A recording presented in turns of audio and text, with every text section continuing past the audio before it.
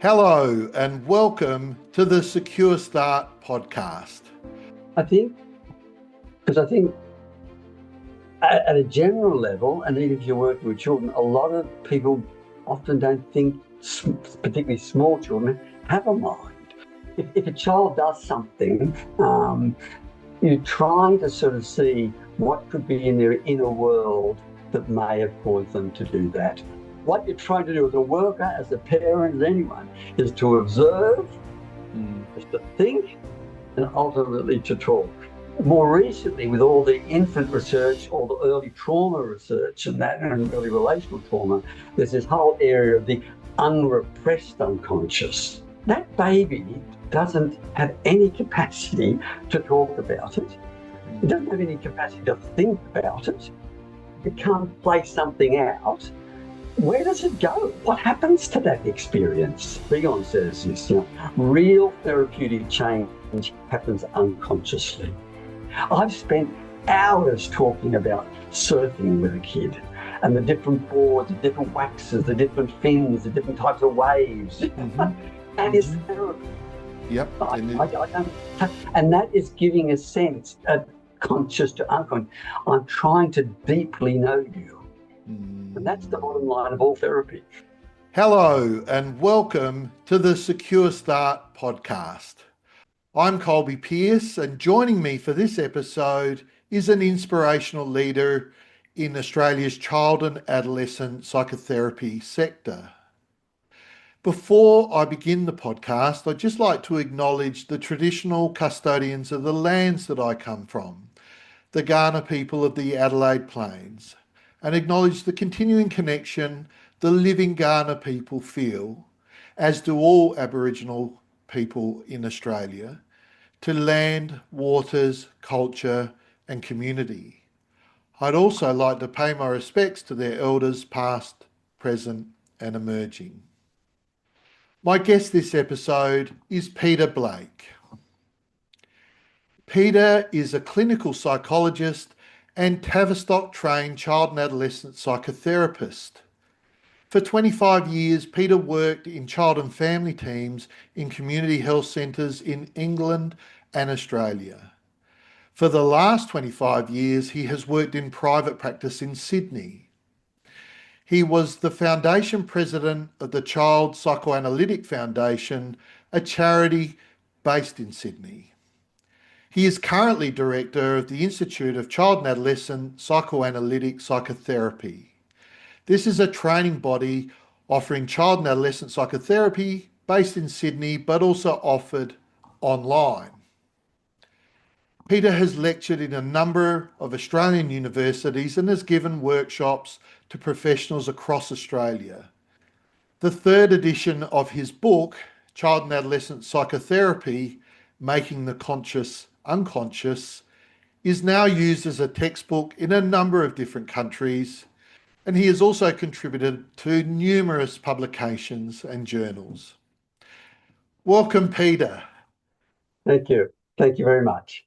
And once again, I stumble a little bit in the reading of the bio, but through the wonders of our new technology, which helps all of us in so many ways, and perhaps it's maligned at times, but it does allow conversations like this to happen, and even conversations internationally to happen. And I think it's good, and because I'm recording, I can edit out any particular missteps. It's been quite a career, Peter. Is there, before we really get into it, is there anything that you'd like to add to your bio? No, I think that's covered it. I think it's quite frightening when I hear it because I've been doing this, for 50 years. 50 years. And that feels lovely because it's been an absolute passion, and it's not been a job in that sense. And I think probably the last 30 years, it took over 20 years to sort of feel confident enough that I could sort of do this work. And I think I remember when I first started in clinical psych thinking, oh, in 5 years I'll be experienced enough that I'll sort of be more relaxed about this and I won't have to follow this, this, and this. Um, and that didn't really happen. And I thought, well, maybe it's 10 years, you know. Mm, So it's taken a long time to feel relaxed enough, ultimately just to work the way I work. And mm, that's been a combination of, you know, the different trainings I've had, the population of people in terms of client populations I've seen, colleagues I've had, certain books or papers that have influenced me.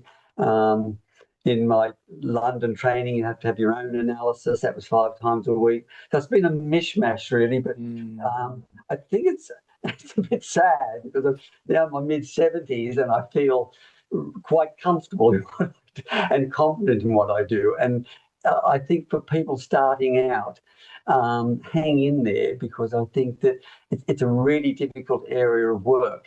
And Mm, but if you're passionate about it, and ultimately that's the thing that's going to be therapeutic, you know, yeah. because people will get that. Yeah. I think you really you pick up a point worth making, which is that you've got to feel relaxed in the work that you're doing, especially when you're working with people who are not often enough feeling relaxed within their own bodies. And I think we were talking a little bit before about different kind of concepts and constructs in psychoanalytic work, and mentioned containment. And I think in order to be a container, effective container, Yeah. and we'll talk a little bit about what that means. I think you Mm, need to be very comfortable in what you're doing, yeah. and Yeah. that takes time. And I don't see it necessarily as a linear process either. It has its ups and downs, and Mm, um, certainly I've been doing it for 30 years, and certainly there can be times when you have you're aware of what you don't know. Maybe yeah. maybe that's one of the things that comes from a long career. No, yeah, that wisdom to know what you don't know. Yeah. I Mm, think, and more recently, I think the last 10, 15 years, psychoanalysis or psychodynamic way of working certainly has changed a long way from cognitive, sort of the importance of cognitive insight and understanding to much more about trying to totally be in the experience. That's a mm, lot influenced by Bion and post Bion on writers and authors. And I think that that's been a huge shift for me. Because I think for nearly 25 years, I was desperately trying to understand and what does this mean? Certainly with children and adolescents when they're talking about TV shows or playing, you know, what's the symbolic meaning of all this sort of stuff, and trying to let that go and really just allow yourself to be. And I'm just picking up your point about sort of what you don't know. And then there's a lovely concept by a guy called Don Meltzer, a British analyst who's no longer with us. But he got a very small paper called, you know, expanding the diameter of the circle. And in many ways, that captures this idea of just trying to grow more and more. In other words, to know, not know, you know, too much. And in a way, and mm, the way I work is trying to pick up Antonino Ferro, an Italian therapist analyst who works with children and adolescents. And he heavily emphasizes the importance of working in an unsaturated way. By that, I mm, mean, you know, don't think, oh, I know this, or this is what this means, and you tend to cut it off. Whereas if mm, you can just stay open and open and open, uh, you are expanding more and more. And then one of the aims of my work really with children and adolescents is to help facilitate their mind growing, really. And mm, that's been a big important shift for me. And I think Beyond's work, which is much more to do with how the mind works mm, rather than what is in the mind. They're not totally unrelated, of course, but you know, I think that's been a big shift in the analytic world. It's been a revolution in that sense. So yeah. rather than the therapist sitting back there, "Yeah, this means this or this and this," you're much more relational. I think the Americans have helped there in relational psychodynamic work.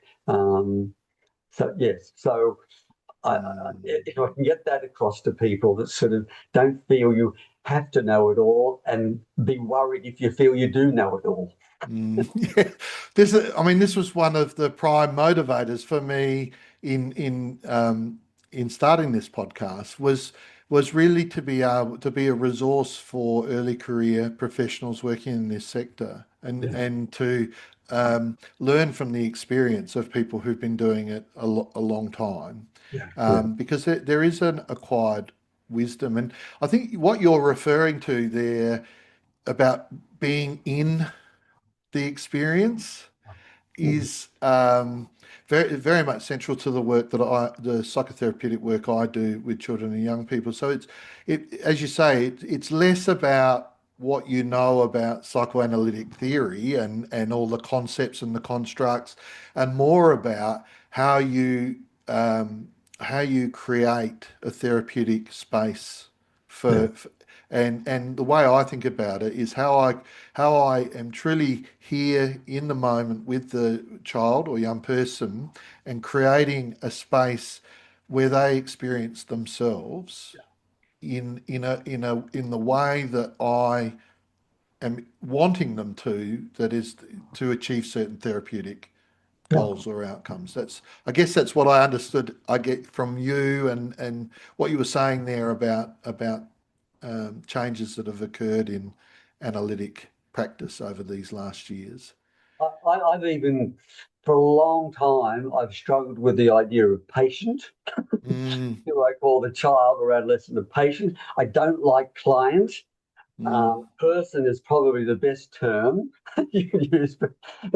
So there's that sort of issue really of sort of not uh, Jessica Benjamin, and again American, and the doer and the done to.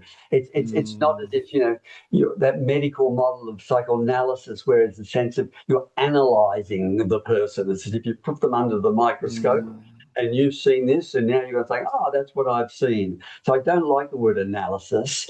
mm. I don't know what else do you call it. Psycho being. I don't Yeah, know.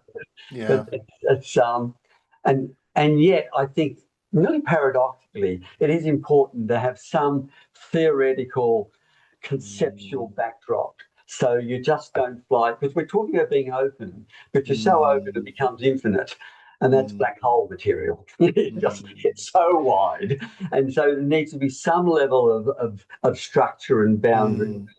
There needs to be, I've always said there needs to be an organizing framework in your Yeah, work. that's a nice way of putting it. And for me, it's always been attachment theory first and foremost. Yeah, yeah, And so, um, in those moments of being with and mobilizing the relational connection to achieve certain outcomes, what those outcomes are in terms of the what I understand to be from attachment theory, the inner world of the child. yeah, Yeah, how they are experiencing themselves, how they're experiencing other people, and how they're experiencing their world. And for the population of children I see, a lot of the time that's not very positive, not in very positive or helpful ways, and that comes out in their behaviour. But behaviour change is a byproduct yes, of therapeutic process, and we're often drawn into um, uh, uh, expectations of others that we're going to do something about the behaviour, where we kind of need to do something about the mind, the unconscious yeah, or subconscious of the child. I'm just wondering, psychoanalytic work very much um, focuses on the inner workings of the inner emotional world, the inner life of the child. What do you think that people who work with children in related sectors primarily, what do you think are the things that they need to understand about the inner world of children and young people? I think because I think at a general level, and even if you're working with children, a lot of people often don't think, particularly small children, have a mind. Mm, they more or less, when they become about 4 or 5 and more verbal and able to say stuff and all this. And we now know from the neurological research, from I think the psychoanalytic research with infants and doing a lot of infant observation, there's a lot of mindfulness in the very, very, very small baby. So I think a lot of people just don't think about the child's inner world. And as you rightly say, and I can see that the behaviour is a combination of a complex interaction of the inner and the outer world. The outer world is terribly important, but the inner world is equally important, because it's really how the child perceives and experiences that outer world that we're trying to get to. Another way of putting that is, what are the internal glasses that child is wearing? So X happens.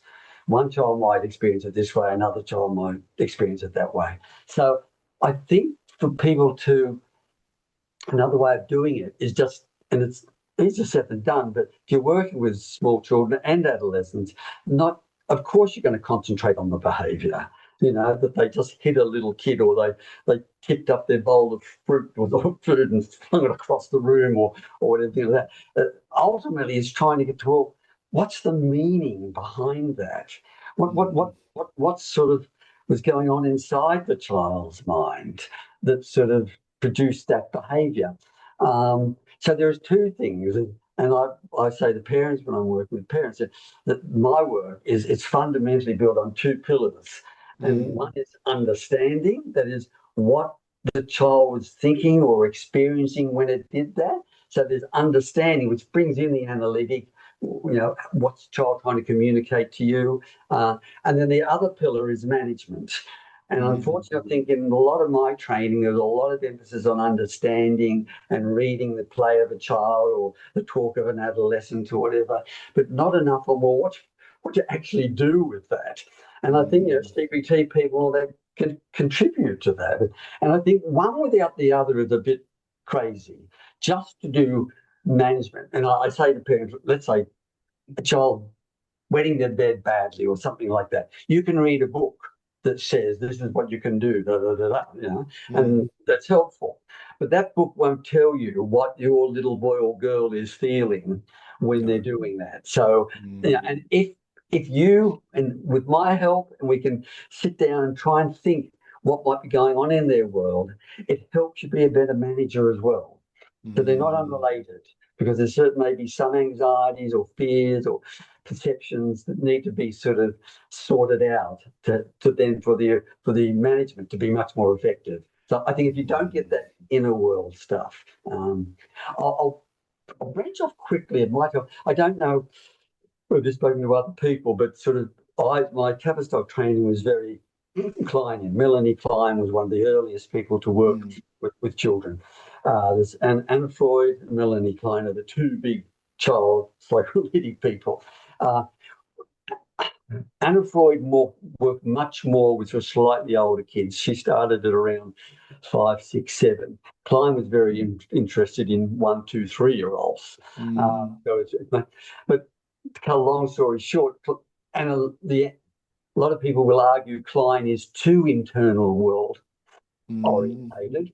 And people like Bowlby and Winnicott, they're trying to get much more of a mix of inner and outer world. So, but Klein, I think, has always helped me think. Kleinian theory is mainly a theory of anxiety. So, if the child is doing something, what are they anxious about? And I say to parents, you give me a child, I'll give you anxieties. That's that's the nature of the beast.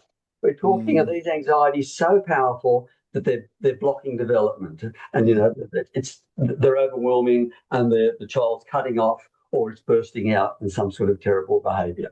To put it very briefly, Klein takes it further, and to some extent, I mean, I also very much bring in more and more attachment, and I think what I love about your podcast is, a secure start, and then that lovely image of the roots of the tree. That's where it all begins. So trying to get that inner world as settled as possible, and that brings all the neurological stuff and things like that. In those early two, three, one, naught to two or three is mm, crucial, absolutely mm, crucial. If you can get that secure, then you're building on a mm, much, much stronger base. And clearly, we're not just talking about children and adolescents. These things happen throughout life. So when you're mm. 72, these will still there'll still be an inner child, an inner world there where you'll have these expectations, and you're still looking at the world through that perspective. The Yeah. client idea is that she takes different levels of anxieties, and I see this as a bit like attachment or other things. Can say this is the headline. The child was left, or there was a lot of inconsistency in their world. That is the headline. Klein takes it and says, well, let's read the sort of more the details behind that. So it's more Mm, speculative. That's what a lot of people don't like. It's not as scientific. mm, But her work with children is sort of saying in the earliest anxieties you're going to experience, that inner world, the worst is fragmentation and disintegration. You mhm, just feel absolutely chaotic and mm, falling apart, don't know left, right, what's going on. That horrible Winnicott talk, falling forever, and there's nothing to grip onto. mm, Or mm, adult patient said to me, I'm a cork in the ocean and it can go any which way, whatever, no anchor at mm, all. That's horrendous. She then talks about the baby initially needs, and the child needs that security and that binding, that holding, mm. literally. As a small baby, you don't wrap up a small baby, they'll go berserk. Yeah. Yeah. That needs to be done. And that Mm, needs to be done also in terms of predictability. All mm, what the attachment people say, the secure attachment has to be very predictable, very consistent. And that. So mm, whatever you're working with a child, it is in any long-term sense, they're the basic things. You've got to be consistent, reliable, predictable, mm. along with being sensitive to what they may be feeling. Yeah. So for me, the headline might be, mother abandoned this child. What did the child, when that happened, did the child feel they just fell apart? Or, Mm, and I use funny language here, she says the next thing you can go through is a more paranoid schizoid position. That is mm, that the world is all bombarding and the child is trying to sort out these are good experiences and these are bad experiences, and trying to broadly say you've got good and bad in the world.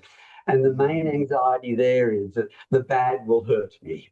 Yeah. So my mother left because she's a cruel, horrible, terrible mother, Yeah. and that's it. Or it can be that my mother left because there's something wrong with me.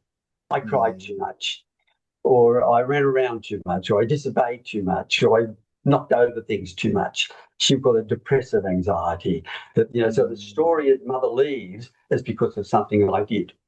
Or mm, it can be the third one is mother leaves. It's because I wasn't good enough and my mum wanted to go somewhere else and be with a better kid than with me. So you're talking Oedipal there, you're talking jealous rivalry. There's three mm. persons. The mother would rather be with that than with me. Yeah. So that's how I see the inner world in terms of what, and we all have those. They're not Yeah. as if pathology. How strong is one of those or the other? So an Mm, example might be, a kid might come in and pick up a car and say and try and see there's a little chip on the wheel and say, I didn't do that, I didn't do that. No, I'm mm, sorry. Whereas another kid might come in and say, oh, why did you give me a chip rotten car?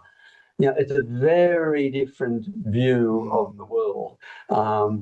And so if a child does something, you try to sort of see what could be in their inner world that may have caused them to do that. yeah. I have a Yeah. very close friend who just thinks there is no inner world. And the other Mm, thing is, if something terrible, trauma happened to them from 0 to 7, they're 26 now. mm, What are you talking about? So I think mm. that's a worry that this whole developmental thing, and not because really adolescence starts in infancy, in that Yeah. sense. Yeah. They, I think what you're referring to is that when behavior occurs and it's challenging us in some way, people look for shortcuts. And the Yes. shortcut is is there's something fundamentally wrong about the child or wrong with the child Yes. that needs to be Yeah. corrected. And it needs to be Yeah. corrected through managing that behavior, through the way we respond. And though they may doubt the presence of a mind in a child, the process of engaging in some sort of corrective action, they would be assuming that the child will learn from that, and Yes. and perhaps they also assume that their child will have done some thinking in response Yes. to that. Yes. And unfortunately, I think what they don't understand is that the child who feels bad, thinks they're bad, and acts bad, when the Mm. adult corrects that behavior, they're like, I knew it. I knew it. So that's the thing, and that's the problem. I think we don't, the shortcut there actually perpetuates the problem in many instances, or at least has the potential to do so. And what I'm hearing you saying is that what we need to do is think about the experience of the child. We need to think about what is going on in their inner world that gives rise to this behavior. And if we're going to behavior manage, perhaps the first thing we need to do is respond to that, Yeah. the what's going on in their inner world. Yeah, Yeah. rather I, than just yeah. a, Um, what would you use? You know, a punishment or in conventional behavior management yeah. terms, or a star chart, or Yeah. Mm. a conditioning or reinforcement schedule. The management, as I understand it, and I'm hoping I'm on the same page as you, is the logical follow on from the understanding of where this behavior comes from. Yeah. Picking up a couple of your points, the shortcut, I think, is the carer getting overwhelmed. Mm, Got to do something here.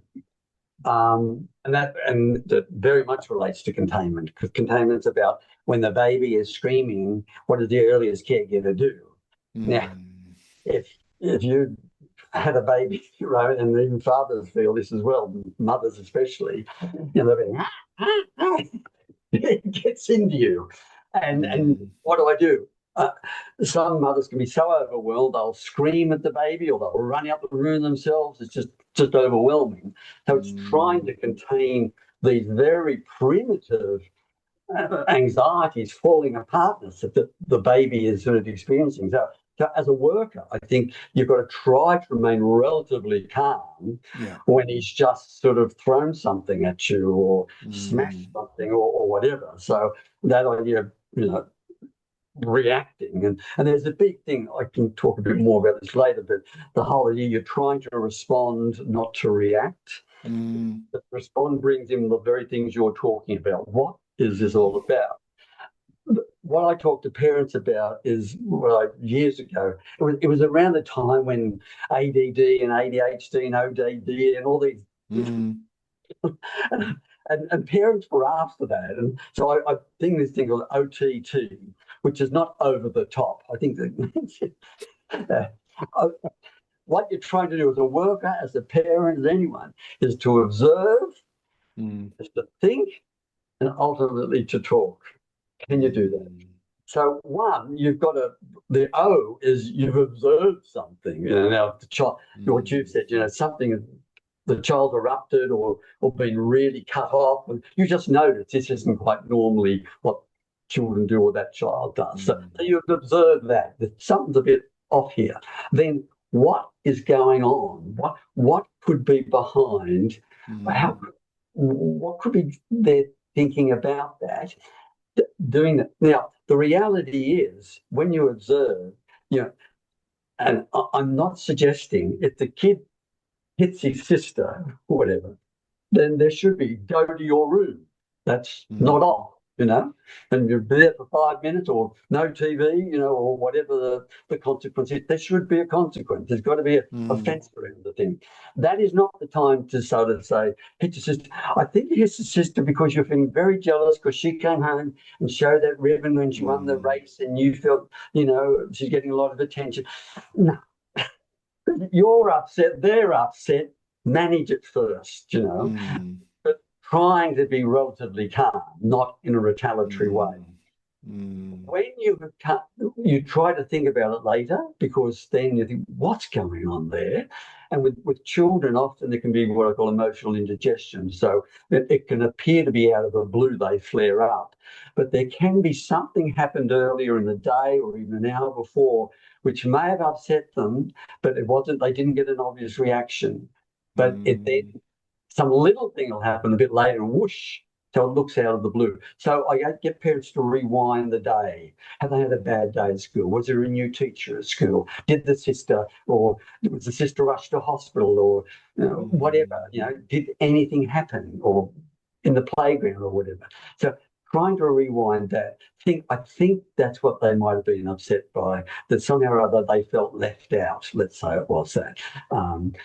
When the child then comes back into the room, you observe, you're trying to think, the talking is the crucial bit. You don't then say to the child, look, I had to send you to your room because, it was very unfair what you did to your sister, but I understand, that you felt your sister got a lot of attention when she came home with the gold cup from the swimming carnival or whatever. That is not the time to do it. You've got to calm down yourself, and you've got to sort of, when the child's ready to hear it.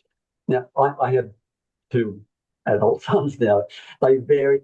For one of them, I might have had to wait 15 minutes to an hour before I could settle down and think they could hear what I think might have been behind it. For the other one, it could be 2 weeks. The kids are really, I don't want to hear that. So your tone and how you talk about that, how you try to convey your understanding. And I say to parents, even if you can't actually notice what it is, when you've calmed down, even just a general statement that, when you hit your sister, I think you were feeling a lot of upset feelings then. You don't even tag it to because she won the thing or whatever. And it's got, the tone has to be, I'm thinking about this. If you say, when you hit your sister, you've lost it. Yeah. Because they know this is another form of teaching them. That's a crucial thing. So I also advise parents not to then dwell on it or expect the child or adolescent to reply. Yeah. You're dropping this in the ocean and you're saying, I think you were really upset when you sort of, threw the shoe and broke the TV screen. That you must have felt really, really upset. Now, what are we going to have for supper tonight? You're not, because a child, because they feel terrible about that. So as a teacher or a worker, if you can, that broad sort of thing, to give a very personal, very simple, everyday example. And I tend not to like to give it because it sounds as if I'm this great parent. God, believe me, I've blown off my kids as well. My son was 4 years old. His grandmother from South Africa had just visited for a month, had a lovely time with her. We had just taken her to the airport. She flew off. We're driving back home. There's a park nearby that has a little bike track. We stopped the car. He's going on the bike track. He's riding around the bike track. And as he's riding around, he starts crying. And I said, oh, well, he won't mind me telling us that Matthews was saying, oh, what's wrong, Matthew? He said, the sun's in my eyes. And I said, oh, that's awful. The sun's really bright. And maybe you're a little bit sad that the granny has just left. And then he walked, and then he kept going on his bike. I supervised someone where I told a story. She said, some of the parents I see will say, well, wear a cap. They won't see. I mean, that's an obvious connection. Most parents with a small child crying when that's just gone. But that's all I mean. This isn't highfalutin stuff. It's just ordinary stuff, knowing when the time and how to manage it, you know. Yeah. There's so much in what you just said there that resonates with me, Peter. And I think about what you're talking about is um, at the thinking that we do about the experience of our children or the Yeah. children that we are responsible for, and that we actually often enough we do that. There's a particular developmental time where we do that a lot, which is when they can't tell us what's Yes. in their mind, Yes. what's in their experience. Yeah. There's a cross species example of when we do it, which is when we have conversations with our dogs about what we Yes. think is in their mind or in their, Yeah. Yeah. or our cats or our birds or whatever. This is we all have a capacity to reflect, or nearly all of us, to think about the experience of another person and put that into words. And If you don't have that capacity, it's probably because you didn't get it as a kid yourself. mm, yeah, Really, yeah, yeah. And some people are drawing from an empty well when we're so you need to asking. feel that well too. I That's mean that, yeah, yeah. And I think that that's one of the crucial things about what you're talking about is that if children have experienced significant adversity in their early care environments, then they need this. I call it verbalizing understanding, but it's just saying what you think is going on in the head and the heart of the child, what their Yeah, I call motivations it the were. inner software. Yeah, You're trying and to build up an inner software that they're going to use for the rest of their life. yeah, yeah. That's, I blew up on my girlfriend and I was furious. I Mm, stormed away. What the hell's going on with me? mm, That's what one's yeah, trying to do.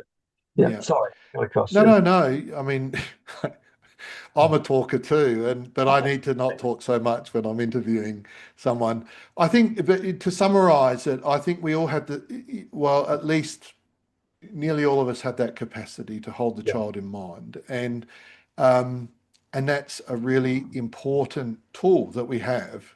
Tool it's a very important aspect of the way in which we approach relationships that supports the child feeling held and in mind and understood and acknowledged and validated and And so really, forth. because if you can give them that, that is the most the greatest emotional gift you can give them Yeah.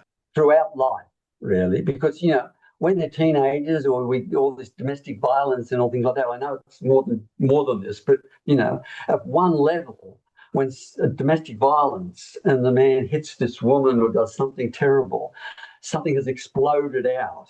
It's not been Mm, able to be processed. He might mm, swear and slam a door, which we all do, but yeah. that's different to when it cannot be contained, processed, thought about. Mm, Yeah. yeah. Yeah. Um, I think so. That it kind of brings me to this uh, notion of unconscious communication and tuning in.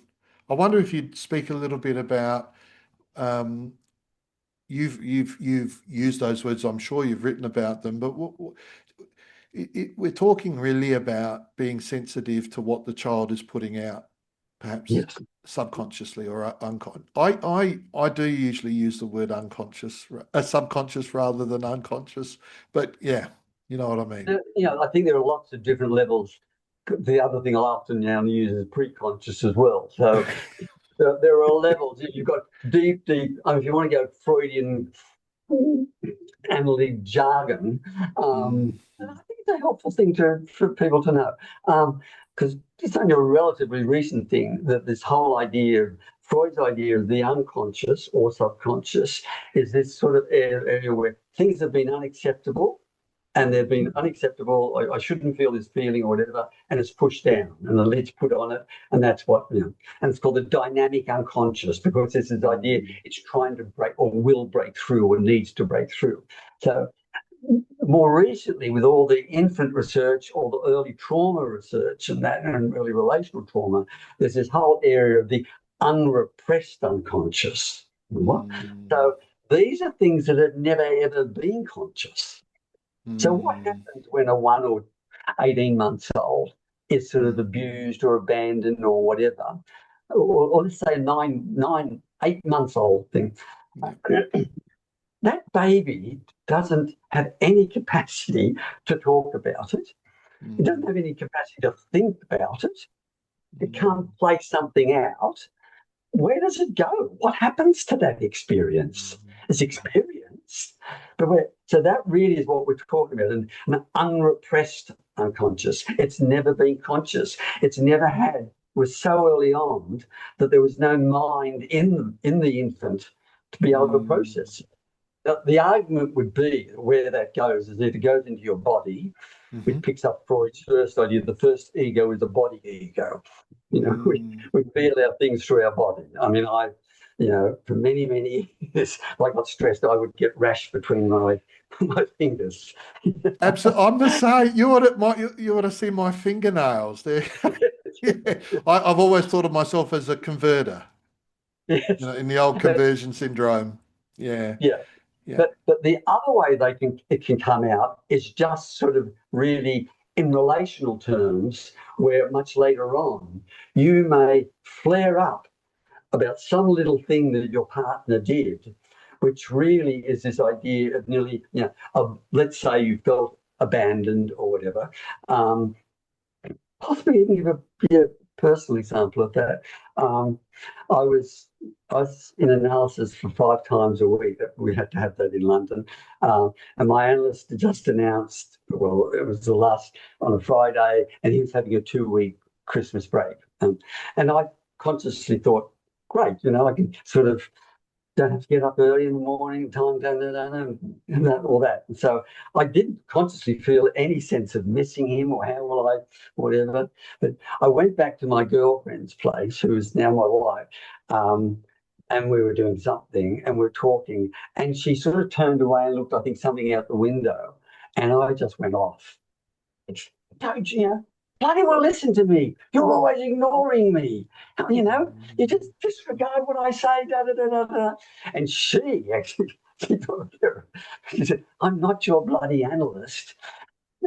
And so Mm, she was linking a lot of feelings of me just being left, in a sense, not yeah. feeling upset at all about it, but at another level, that pops out with Mm, something that I would have just maintained that no, she was being very unreasonable and she wasn't looking at me. And, without processing that, eventually I might say, well, stuff you, I'm not going to be your boyfriend, and break yeah. the relationship off. Mm, Because you can't at times recover from that horrible feeling mm, and begin to, and even if you can't get an answer of what it was, you get a sense there was something that was blowing up in me that comes, that there was an overreaction. And yeah. I can't really understand why I overreacted, but I do get it was an overreaction. So to answer your sort of sideways question of answering your question of sort of unconscious to unconscious, I think, and Bion says this, real therapeutic change happens unconsciously. This idea of prefrontal understanding and all that, I've seen too many people who've had years of therapy and they're as horrible people as they were when they began. Mm, You touch them, and they give you great insights. mm, I give the example, my own analysis, which was nearly 6 years, 5 times a week.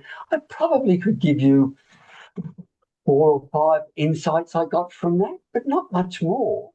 But when I look back, before I started that, I used to be an unbelievably fussy eater, and I'm talking sort of late 20s to mid 30s here, and my food was terrible. I'd only have peas, mashed potato, steak, or chicken, and that more than be it. No, I didn't like any other stuff. And I mm, found at the end of analysis, I'm not consciously, I really enjoyed all food. I thought, yeah. we never talked about that. How did that happen?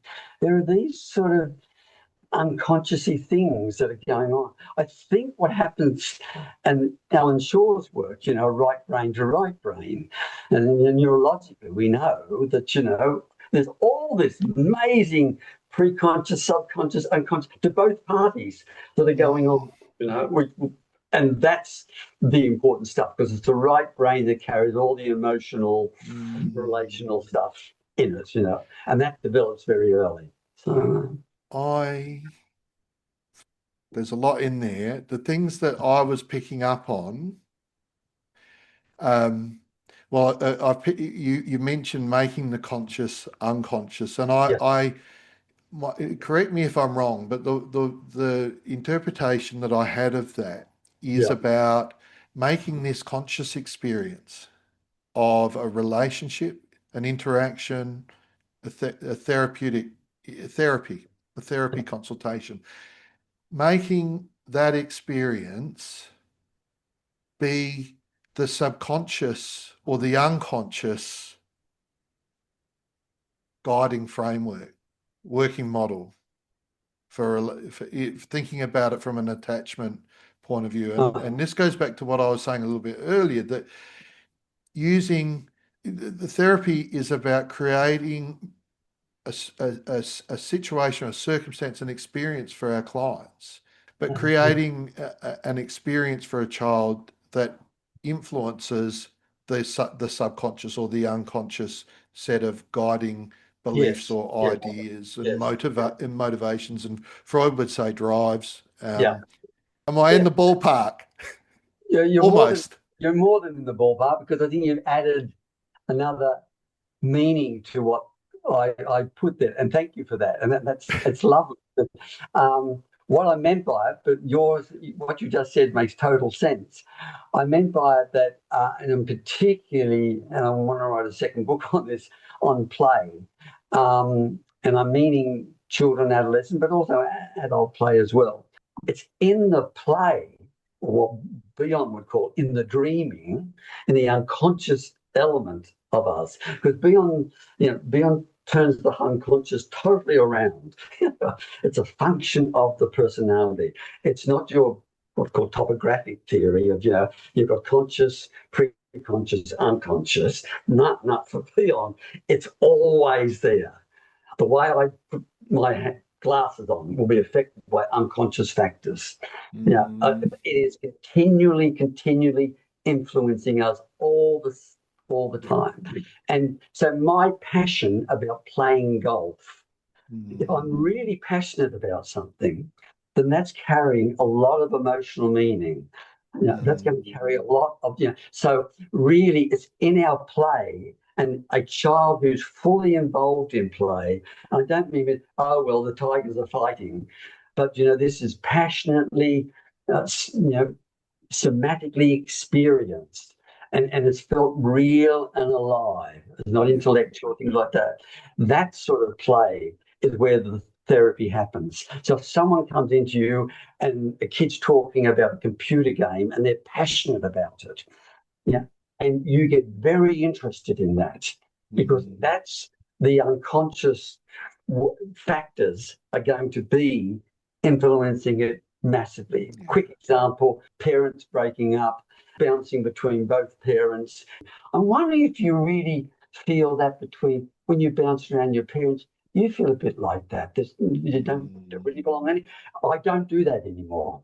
That's what I was trained to do. I leave mm, it. That's really talking about the unfairness, the rage, the whatever, the not fitting in this. That's working much more in a projected, unconscious way. And yeah. I think that doesn't have to go to the prefrontal cortex and whatever. If the kid then says to me, oh, it's a bit like I feel, fine, that's great. Mm, They fill that space and they make the link. I'm not in a rush to make that link anymore. Um, I'm with you on that. And children will often, I'll write things and children will say, I could have written that. Or, they'll listen to music and right. they'll be really keen on me listening to this music and the lyrics. And I'll say, you could have written that. That's as much as I'll say. You could have written that. And that reaction that you get when you've hit the nail on the head, so to speak, from the children, just I, on subconscious.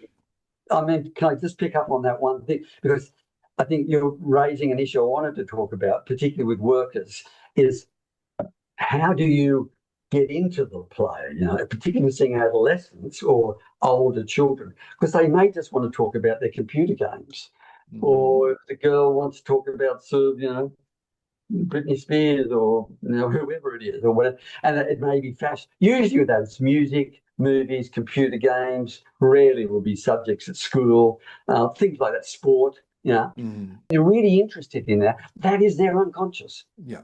Be very, very interested. So I say to parents, if your kid goes there and is playing a computer game, know what computer game it is. Sit there, either play it with them, ask some questions about it, whatever. Or if they're going out with mates, know the names of those mates. Know that world, what they like and don't like about them. That's the therapy, really. And that's another way of saying, I'm not just interested in you getting home by 11 o'clock or you not getting expelled from school. I don't want that to happen. That's a behaviour. But I'm also interested in you and what if you like needlework, let's say a week, or surfboard riding. I've spent hours talking about surfing with a kid and the different boards, the different waxes, the different fins, the different types of waves. That is therapy. Yep. And that is giving a sense of conscious to unconscious. I'm trying to deeply know you. And that's the bottom line of all therapy. I think that's agree. I agree and I would particularly make the point. I'm not sure how you explain, because, the reality is we're paying X amount of dollars for you to work with this child. We're not paying for you to play, with them.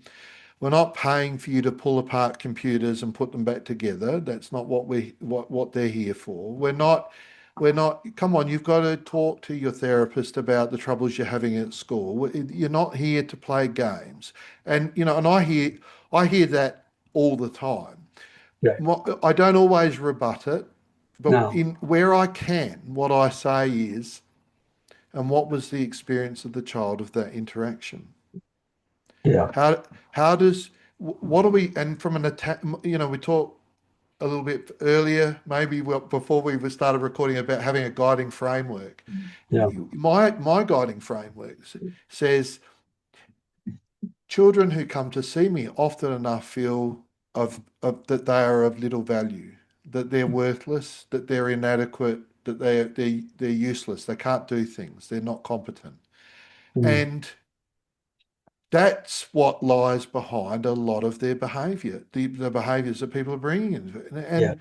And I want them to leave every single interaction feeling good enough, competent, loved enough, worthy enough. That, as you say, that is the therapy. Just to jump on that, what you said, I think, and this is not my thing, one of my supervisors, Dan Alvarez, emphasises this. And she's worked a lot with autistic and as well as very traumatized and neglected children. But Keith'll be saying something, and let's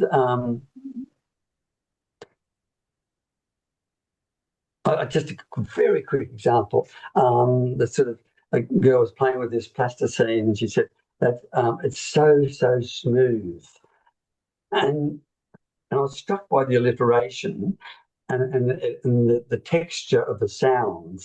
But it was really rich, and this is partly Anne Alvara's influence. I said, that's a very interesting way of describing it. Your mind.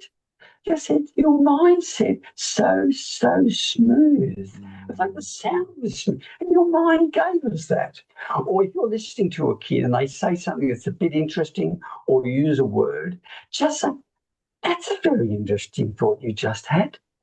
Because Alvaro said, these kids have possibly never don't even know they've got a mind because they've never had a parent or a caregiver that's been interested in their mind, might be interested in their behaviour and all that. So just that one, that's very interesting.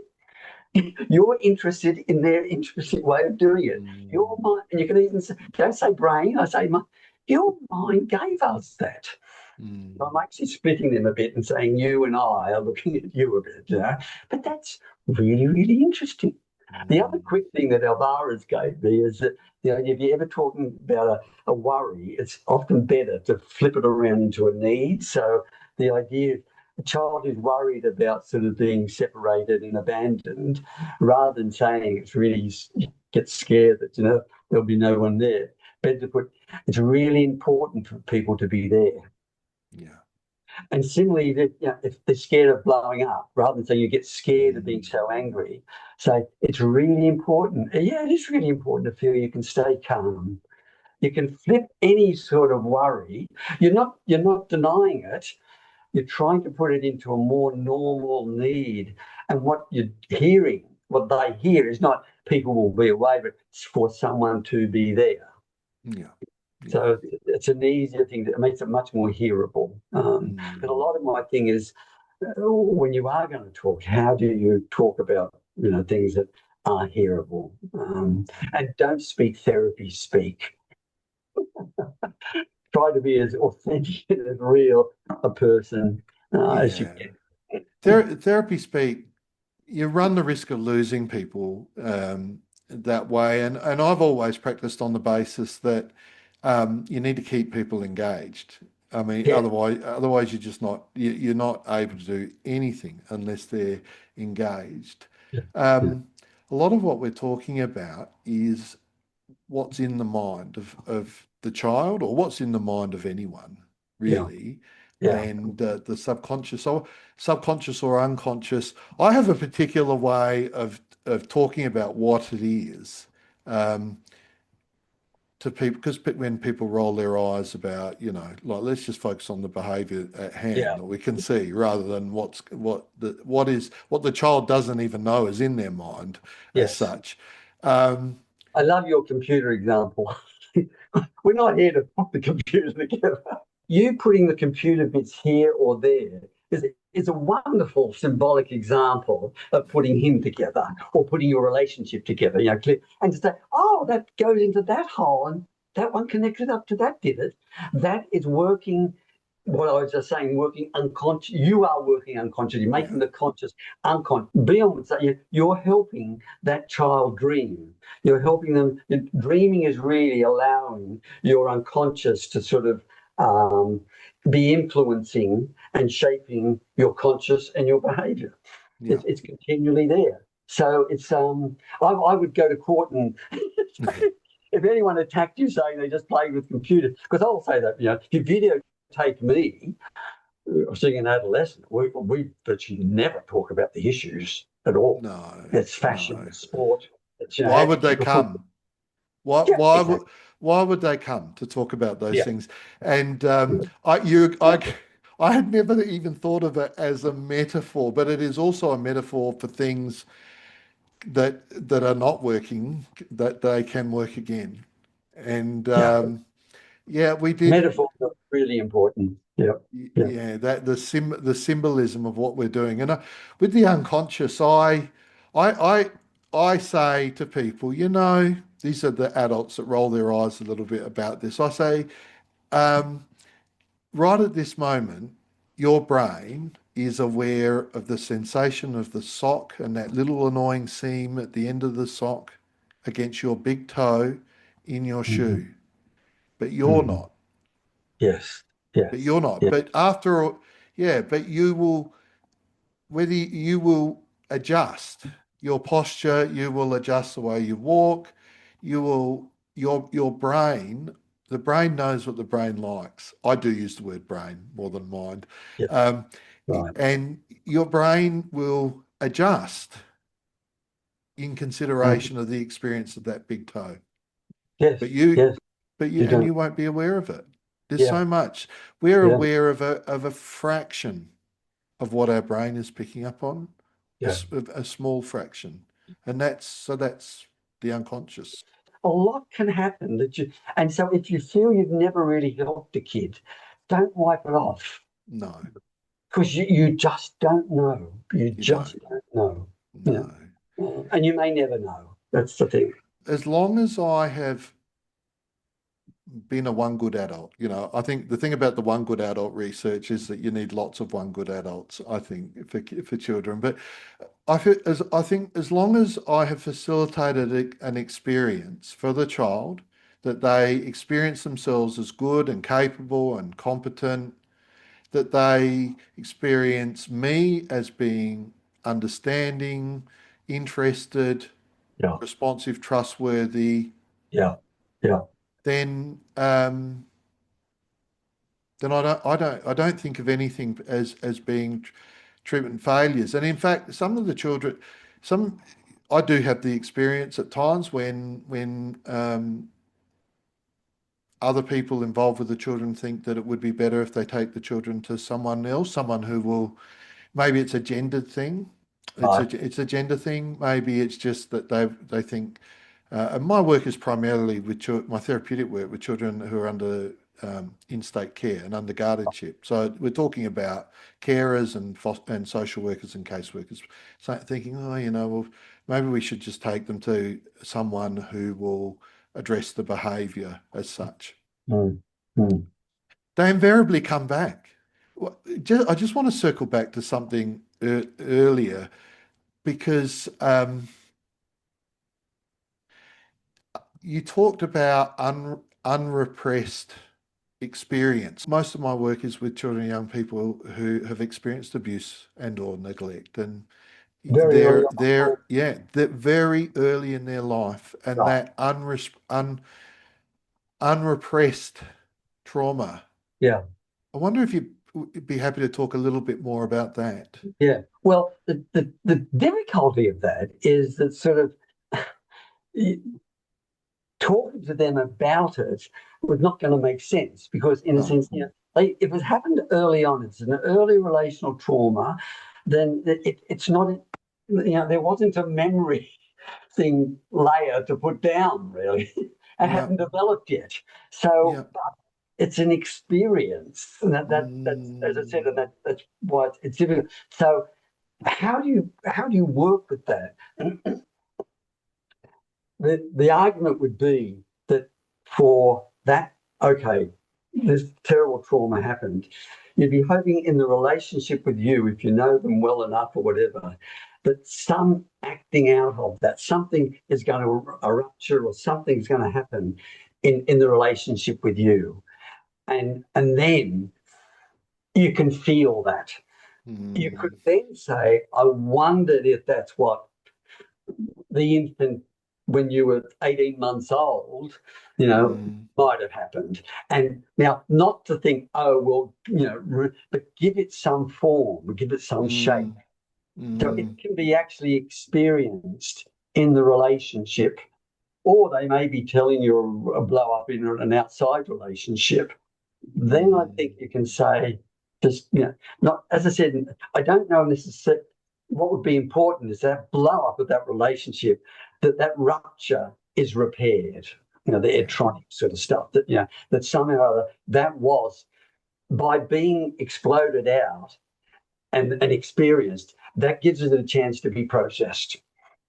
Whereas if it's just buried there and never, ever, ever, never been pushed down, it's just never been known in a way, Mm, can you give it some form? And with an adult, I think I would link to we can speculate. That's why, don't expect you to remember it because you wouldn't have remembered it. But it just gives some mm, inverted commas understanding. But I think that understanding can only come through a lived experience mm. with the blow up. I mean, the scary part of that is that person's not in therapy. They may have 20 relationships in their life who constantly Yes. blow up. Yeah. When a child has experienced grossly inadequate care, how many unrepressed experiences are they carrying on? How does that come out? Does it come out in transferential behavior, do you think? The jury's out on that, I think. Yeah. Yeah. I mean, an argument would be yes, it would, in terms of, you are seeing, let's say you were abandoned, they were very neglected very early Mm, on, but it was so early you had no memory of it.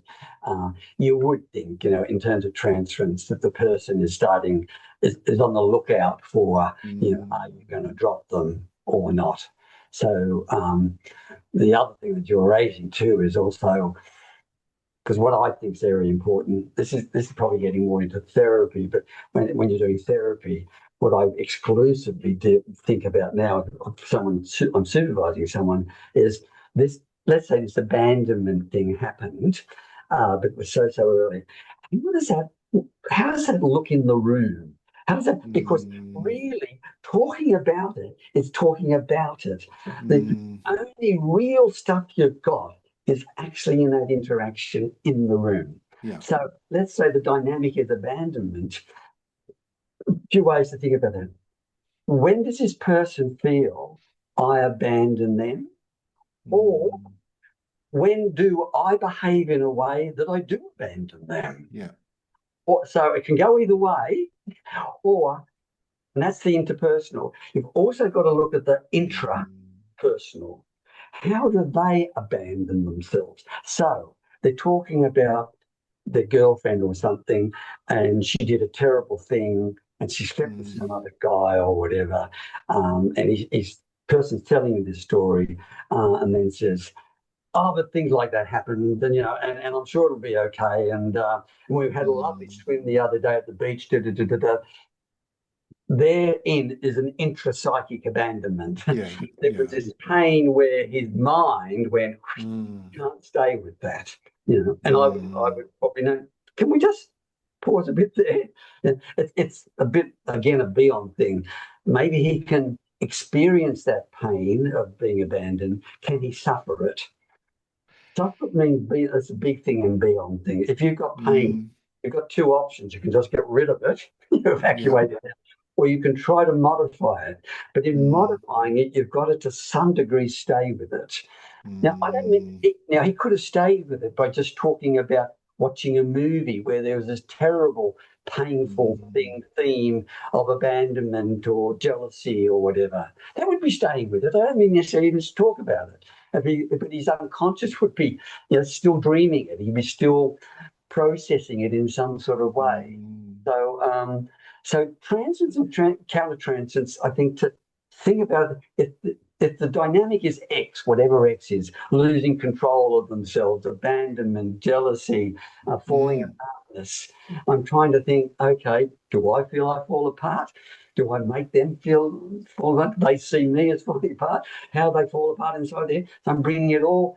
And ultimately, the psychoanalyst, and you can argue, this is an argument, particularly with children, you can be too pure and I can be too pure. I'm keeping it really in the room because, you know, I don't sort of say, and what did mum and dad do? I said to someone who's an early adolescent, and she will say, "Oh, my parents did this and da da da," and then she says, "Well, could you talk to your parents about what you could say?" And I think, no, it's taking it out of the room. It's staying in the room, but an analytic conceptual theoretically can really only change in a sense what's immediately in there, In the room. you know, Yeah. in the Yeah. room stuff. Mm. Now I know if you're talking about workers that are sort of not in the room in that one sense, but if they're having a relationship with someone and they see this kid as very prickly and he's very sensitive to feeling pushed aside, then one, to be aware of that.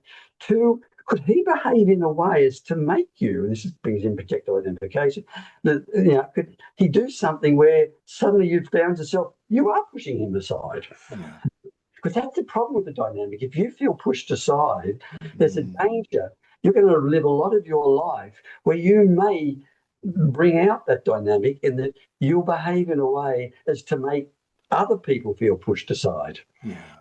Yeah. And the pain's in them, not in you. That's what Mm. projective identification means. That this thing that I identify, this pain, I project it and I put it into the other. And the other actually feels it. The other actually feels pushed aside. That's different to projection. Projection to me is they are seeing me as me pushing them aside and I'm not. Whereas, if they're doing something and that generates in me that I behave in a way as to push them aside, That is projective identification. That's a big difference between what's called projection and projective identification. If you're working with kids who have had a lot of trauma, you've got to be, it's an occupational hazard, because if they've felt abandoned, they may make you feel very abandoned or useless or pathetic. And you may have to carry that and not retaliate back and see it. I've been asked to hold a horrible feeling that they just haven't been able to hold, or it's never been processed. And that's the difficulty of the work, isn't it? That we do have to hold. Yeah. We hold so much Yeah. for our children, and you must have colleagues. You yeah. must do exercise, either music. I 25 years of, well, even longer. After 40 years, I had a sudden heart attack with no apparent reasons for having it. And I think that's because I got really busy. I'd normally run and swim a lot. In working and privately, you're very alone. You don't have close clients you can just spill over to and hold you and contain you after that. So if that's been put into you, you need something or someone, because otherwise you'll burn out. Yeah. Well, that's something that is close. But we could talk. We could talk for ages. There's a couple of things that I'd like to ask you about before we wrap up. You said something in there about abandonment, and it got me thinking about the children who abandon themselves. Yes. I think that when they, because I think that there is within the children, within their subconscious, there's a set of organizing beliefs that are essentially negative, but there are also positive ones as well. Yes. Yeah. Yeah. And I think and part of our job is to increase the strength and influence of those more positive organizing beliefs. Yeah. Well, it's not part of it, is that's what our job is. I see children abandon that. Yeah, in the sense, and in doing so, they abandon that part of themselves that is lovable, capable, deserving. Yes. And they engage in a range of problematic behaviours, whether they're problematic, they're problematic relational behaviours, substance issues, self-harm, and the like. Yeah. So I do. My question is, when you referred earlier to abandoning themselves, that's how I kind of put it into the context of my work. Yeah. Wonder what your thoughts were about that. I can Kleinianize that very easily. I mean, we're talking about these. You're talking about organising frameworks, which I think is a much more functional, I think probably more helpful way of thinking about it. Klein, because you work with little kids, these little kids sort of would have like little internal objects. There'd be a good daddy and a bad daddy, or a sad mummy and a happy mummy. And it was like this world is populated, their mind is populated, and it's called object relations theory. There's this whole idea, but that idea, yes, that there is no. And the Americans talk about there is the concept of a self. There are many, many, many selves. You want to think about it that way. And there is this, if they have introjected, i.e. identified with a parent or caregiver that was abandoning or was teasing or humiliating them a lot, that sort of goes in and becomes a bad internal object in a way. So, I had a woman in therapy for many years who couldn't cross the Sydney Harbour Bridge, would just panic. A lot of work. So she eventually did it, and then she says to me, and this was a common theme, but that's pathetic. What's the big deal? I crossed the harbour. People do that a million times a day without even thinking about it. This was like you're saying. It's really this good thing had happened, and she constantly which is you're calling abandoning or undermining. There's something Mm, out. And I think to highlight that, it's a very beyond way of thinking about it. What you're saying is really how her mind or this child's mind works. And, mm, that really remind them that they say they're no good. Look at just say what did. They just did this great thing or whatever. And it's mm, like, there's this sort of part of you that abandons you, and that's not fair. yeah. And we have to get onto this abandoning bit of you, or this bit of Mm, doing that, and doesn't keep reminding you that you can do these good things. Yeah. yeah. So this, I'm kind of leading into my final Okay, got question last question. with you, which is, um, when when when do you know when do you know it's time to wind things up? Welcome to this unbelievably horrible and wonderful world of working with mental health with children. Mm, Children and adolescents have got this horrible plus wonderful developmental push, and ultimately you're trying to work where you feel development is somehow or other. And I describe this to parents: are we talking about a little hiccup here, or are we talking about a serious block? It's not, and mm, you're trying to. Because there's going to be regressions and things like that, So how do you know? And you could stop with a kid and sort of you think it's terrible and they do really well because mm, other things have come in their life and all that. Simple in a therapy situation, I'm looking at a few factors. How do you know when to finish? One, what is the outside world telling me? That he's not taking drugs, he's not doing terrible things in relationships, or all the presenting sort of problems. Have they really improved and they've stayed pretty improved for a while? Two, so if it's children, I look at their material and their play. They are telling me via their play. In other words, are we always getting wars and fights, or are we increasingly seeing ambulance and police come into the thing, or mm, Lego blocks that sort of that do get finalised and are formed into a proper whatever shape they wanted to make it. So you're getting more positive themes coming into the actual play itself. So I'm looking at mm, outside world. In other words, if you're talking to an adolescent, they're telling you movies or computer games where there are more benign figures or things have been resolved or things like that. So I'm looking for that unconscious and conscious communication from them that I'm feeling a bit more held together. And then the final thing I would look for is the transference.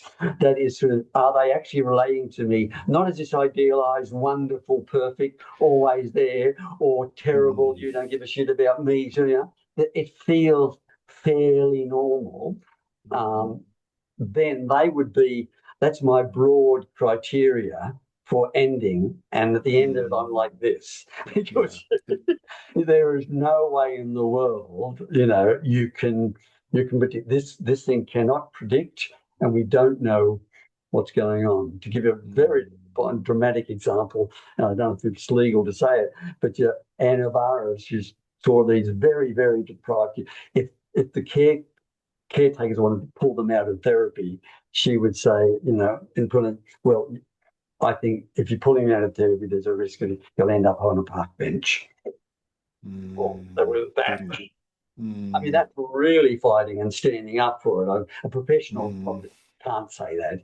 Well, certainly with parents, don't want to make them feel intensely guilty. But I think there are mm, times when you say, if this stops, I have extremely high, very high concerns about his future or her future mental health. yeah. I mean, that's my Thank you.